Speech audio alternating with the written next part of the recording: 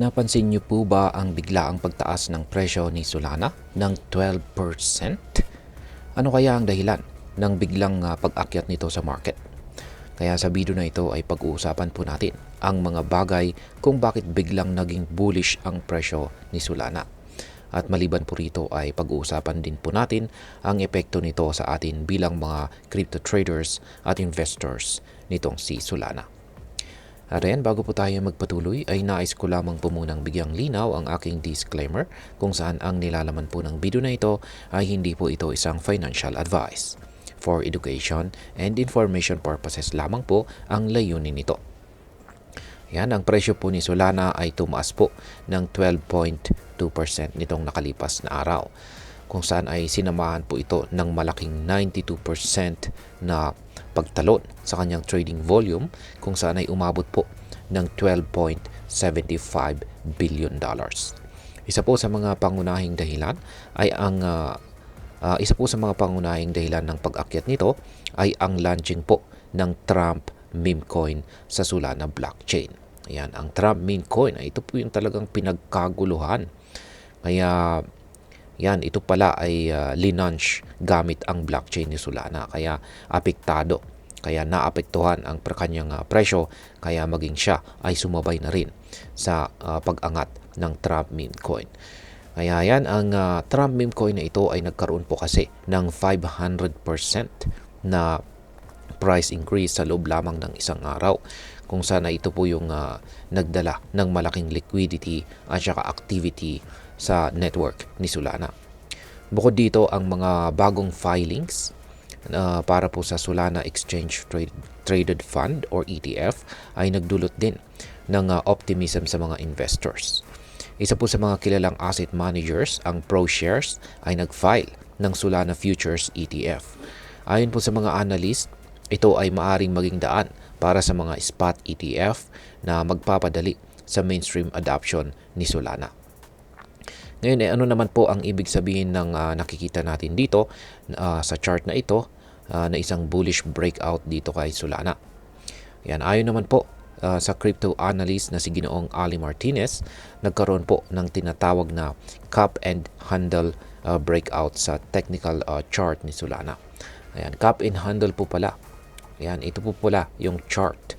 Ayan, kung saan ay nakaranas ng breakout itong si Solana. Kaya ang pattern na ito ay isang bullish indicator na kadalasang nauuwi sa malalaking price rallies.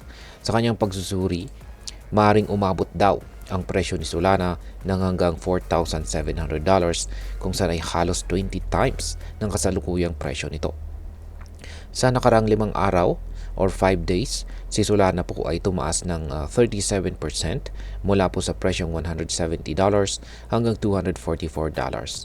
Ito po ay matapos ang ilang linggong consolidation period nito.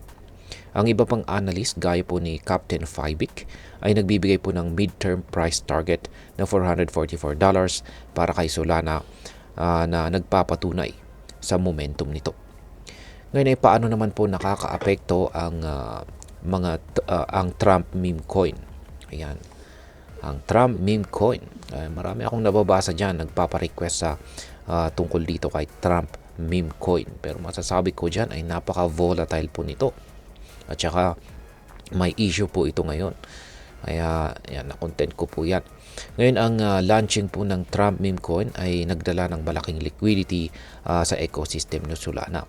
Ayon po sa CoinGecko, ang presyo po ng Trump coin ay tumaas ng 500% at kasalukuyang nasa presyong $23.9. Ang market cap nito ay halos $5 billion kung saan ay ginagawa itong pinakamalaking meme coin kay Solana. Mas mataas pa kaysa kay Bonk. Yan, kay Bonk at iba pang mga tokens. Bukod dito, ang mga malalaking whales sa crypto space ay nagpakita rin ng interest sa Trump token na ito. Ayan, halimbawa ay meron pong isang whale na may address na FPJ236 UVJR ang nag-withdraw ng 61,205 na Solana, kung saan ay nagkakahalaga po yan ng $14.3 million. At ito siya po ay nag-withdraw upang bumili ng 1.27 million na Trump tokens. Yan, meron pang isang whale Siya naman po ay may address na GIQTBS ZFVX. Siya naman po ay gumastos or nag-invest ng 8.5 million na USDC para makabili ng 1.03 million na Trump tokens. Ang aktibidad na ito ay nagpalakas ng or nagdulot or nagdagdag ng puwersa sa presyo ni Solana dahil po sa pagtaas ng demand at saka network activity nito. Ngayon ay ano naman po ang papel ng Solana ETF? Ang patuloy na pagdami ng filings para sa Solana ETF ay nagbibigay po ito ng positibong signal sa market. Ang mga ETF ay nagbibigay daan para sa mas maraming investors na makapasok sa crypto market nang hindi po kinakailangang direktang bumili ng cryptocurrencies.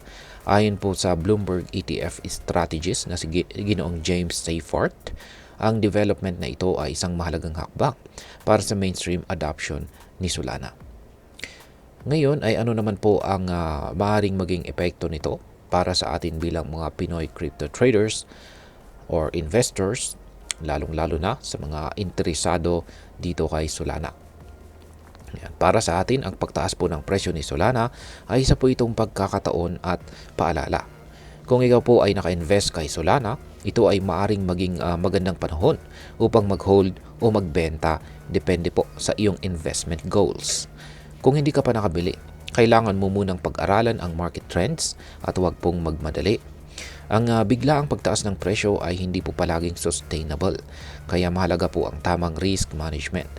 Tandaan, ang crypto market po ay napaka-volatile at ang presyo ay maaring bumagsak bigla kung mawalan ito ng momentum. Ngayon ay ano naman ang aking masasabi tungkol dito? Ang price surge nitong si Solana ay dulot po ng kombinasyon ng bullish market indicators, launching ng Trump meme coin at patuloy na pag-develop ng mga ETF. Habang maganda po ang mga balitang ito para sa ecosystem ni Solana, kailangan pa rin nating maging maingat at magsagawa ng due diligence sa ating mga investments. At ayan, hanggang dito na lamang po tayo sa video na ito mga ka-crypto. Sana po ay inyong nagustuhan ang aking paliwanag sa video na ito. Kung inyo po itong nagustuhan, pakiclick lamang po ang like button nito. Marami pong salamat sa panonood. Ingat po tayo lagi at God bless po sa ating lahat.